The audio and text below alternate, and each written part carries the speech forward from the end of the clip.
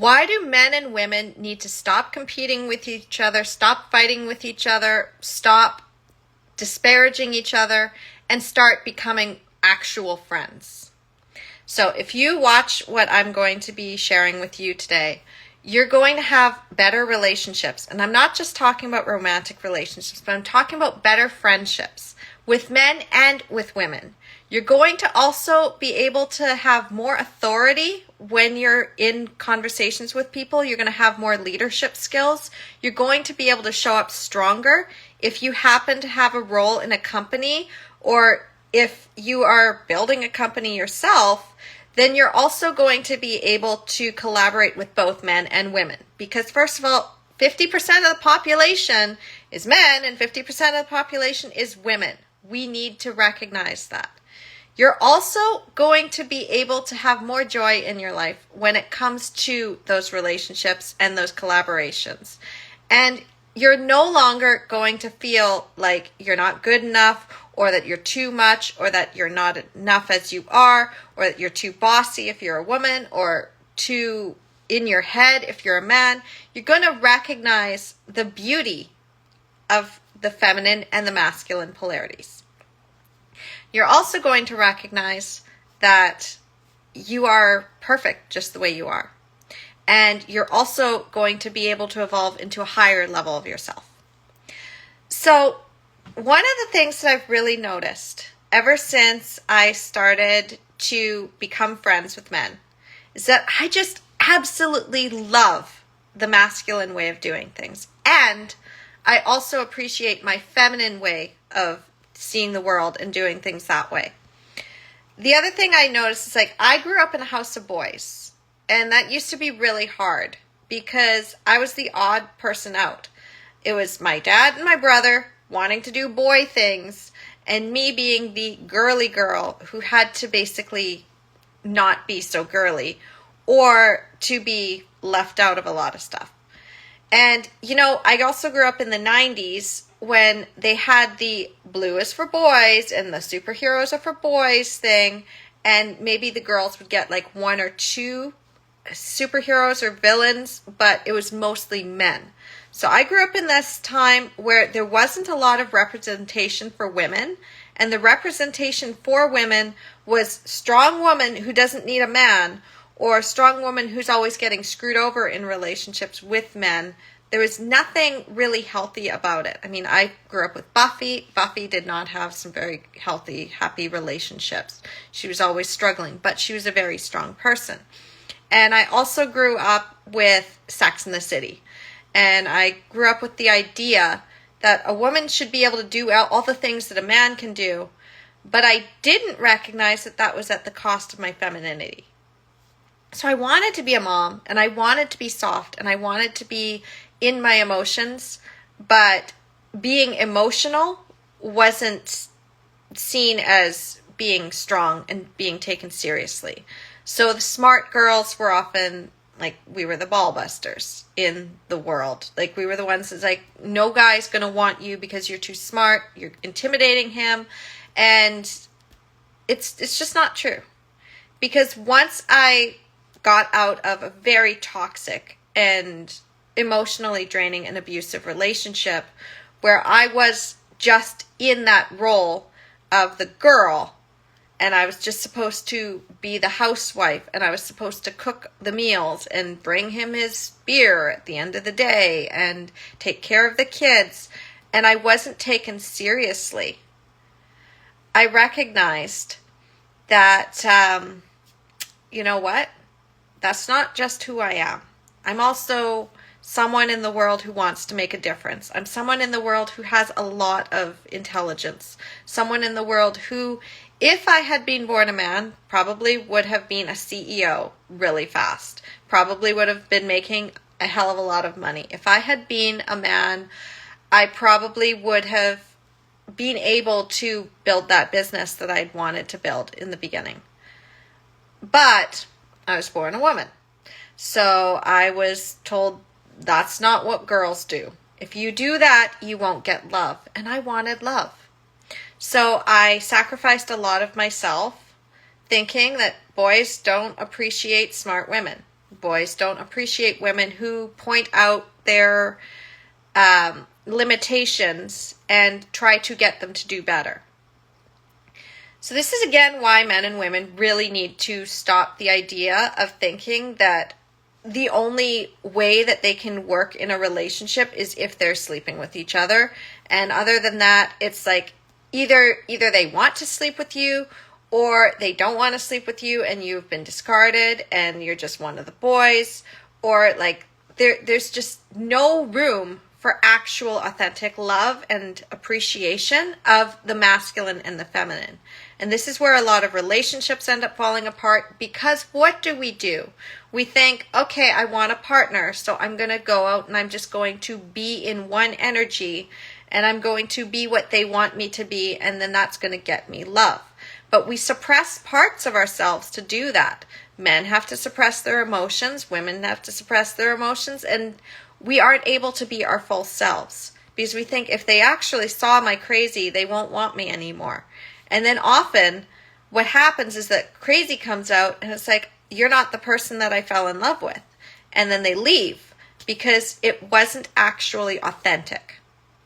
Now, this also happens with a lot of friendships. If we are friends with people and then they're like, well, you're not the same person that I thought you were. You actually aren't into this same thing. We don't see eye to eye.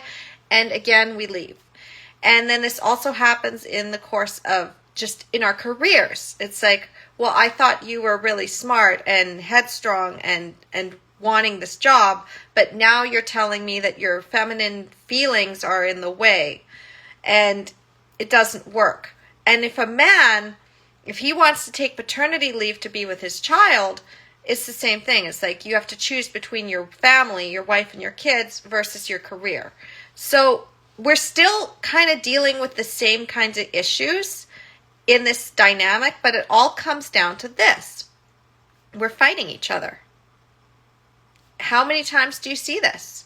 Where people are like, oh, well, if a strong woman says, I don't actually need a relationship to be happy, suddenly a lot of men get threatened by that and they think, oh, you're a ball buster and you don't like men. It can't be further from the truth. For myself, when I say it's like I'm choosing to be single right now, choosing not to be dating anybody, I'm choosing not to allow myself to be open to anybody. Like, they don't know my whole story. They don't understand that I've already met my true love and he's just not ready yet, and it's okay. And he's got things he needs to do, and in the meantime, I've got things I need to do as well. Like, I can wait. And I recognize, like, you know what? We need to have men and women just be friends, because then we can start to appreciate each other. And when you start to appreciate what the masculine brings to a dynamic and what the feminine brings to the dynamic, then you can start to see, oh, this is the piece where I would like to tap into more of. So men are able to express themselves more with their emotions. They are able to be their full selves around other women. Because as women, we're used to talking about our feelings. So if there is no romantic attachment, this is the key. You can't have attachment of like an outcome being like, I'm only going to listen to this man so that he will marry me. But instead, it's like, I'm listening to this man because he's got an amazing story. And wow, men actually do have these feelings in this heart that they've had to keep hidden for so long, but it's beautiful. And I can see that, wow, I now have hope again that my true love is out there. Maybe it's not this man, but it's somebody out there, and I can appreciate this man where he's at. And then in return, what happens is your male friends, when they are no longer in that attachment of, I've just got to get a girlfriend, and why doesn't she like me like that, and there's something wrong with me, but being like, wow, women are amazing. And maybe it's not right with her, but I'm having an amazing friendship with her. And I'm starting to see things from her perspective. And actually, that chick that was checking me out that I didn't really see it, I didn't recognize. And now my friend is telling me, it's like, dude, like, she was totally checking you out. Like, you are really a catch. It's just that I've already got somebody that I'm in love with. Like, it's not you. I know that that woman is out there for you, and I endorse that. And when that woman comes in and says, well, what's wrong with him? Why didn't you date him? It's like, oh, I love him. He's amazing. It's just, it's not right for me. But, you know, like, he is an amazing guy. He treats me so well as a friend. And, like, there's no romantic attachment there. Like, he's fair game. Go get him. But, like, there's nothing wrong with him. He's amazing. Then that allows you to find those true authentic friendships and those true authentic relationships. And it also can help you in your career, because then you can start to see where you might be missing it. Because, I mean, even when I was talking to one of my best friends, who's also like, he's like, I call him my big brother. And he's just, we've got this dynamic where he sees things in a very linear way, and I see things in a more abstract way. So he's got his solving of problems. So I'm like, okay, for you go straight to solving the problem, but you're having trouble trying to figure out the psychology of it and why. You know it's there, but you're having trouble tapping into it. I know you know it. So here, solve the problem first. Now go into the psychology of why it works and why it doesn't work, because I know you've got that. And that allows him to figure it out. For me, it's the other way around. I've got the why, I've got the heart, I understand the motivations. And then I'm able to also draw from my male friends who have those frameworks. And then I'm like, oh, okay, so it's the action piece that I was missing. I can also get into the male mind. I can start to see, oh, okay, so when I said that kind of caused this to happen. Oh, I see now. I see where the disconnect happened, and I know how to fix it. So when you're recognizing that and you're not going, oh, he's mansplaining again. I mean, some people do. Some people have an ego and they just have to be right. You do have to be careful.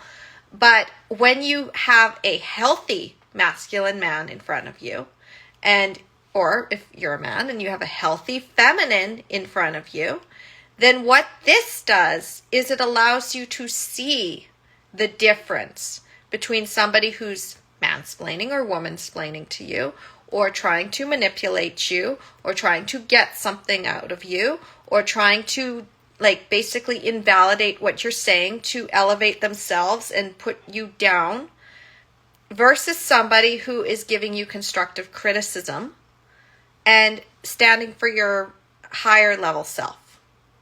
Because there is a difference.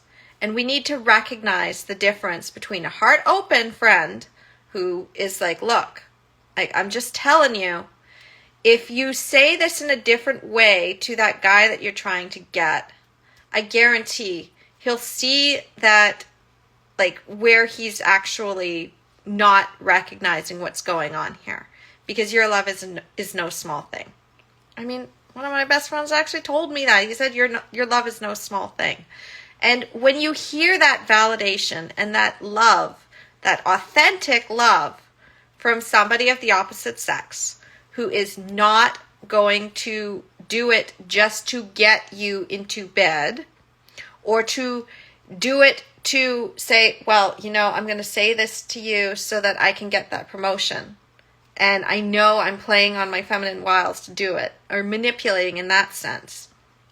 But instead, true, authentic connection. That is when you have a collaboration. And that is when your relationships get better. That is when you break those patterns of dating the people who are using you. The people, it's like, why do I keep going for the same people that keep breaking my heart? And if somebody truly cares about you, they are going to point out your patterns, and they're going to say, look, this person that you're after actually is into you. It's just that you're not recognizing that they might actually be a little intimidated. They might be frightened. So here is how you can get around that. But yeah, no, don't give up. Just change what you're doing a little bit to let them have a little bit more to understand. And then they can show you that. But it can't be from a place of sabotage. Because there's some people that'll be like, oh yeah, tell me your relationship problems and your dating life, and I'm going to manipulate it so that you then realize I'm so great, and then I get you. But I don't actually value you. I just see you as a prize to get. And if you don't like me the way that I want you to like me, well, then I don't like you anymore. And you're just, I mean, you see that all the time on the comment threads. You see those people that are wounded. Well, what if we stop being wounded? What if we stopped trying to date? What if we stopped trying to get into relationships? What if we stopped seeing relationships even as a goal? What if instead we came to every interaction with the opposite sex as a potential friend? One of my friends and mentors, Annie Lala, even says this, is like, what you want to do is practice. If you're a man, every single interaction with another woman is based, or even same sex, like it's just that idea. It's like every single person that is out there in the gender body that you are attracted to is the person who is going to go home and write an email to your soulmate, your true love partner, the one that is meant for you, the one, the actual one. They're going to write to the one, and they're going to tell them where you are at in your journey so that they can know if it's time for them to come in or not. If you took every single interaction with another human being in that lens of they are either the one or they are someone who is going to send a message to the one and tell them, you know what, this person is still so wounded and they are not ready for you. Or they say, oh yeah, they're getting there. They're getting there. Or it's like, oh yeah, come on in. So stop looking for love. Love will find you. If you take that, if you interact with people in a way that is completely authentic and genuine, you're going to have the appreciation for the opposite sex or same sex if you are. But the idea is you're going to have that appreciation for other people who are different from you. You're going to have that appreciation for people that have a different gender polarity than you do. And you are going to end up with your true love. You're going to have better relationships in your work. You're going to have better friendships. And you're going to be able to see things in your family dynamic that are going to allow you to have better relationships with your friends and family and your children. If you have children, it's going to help you understand that as well.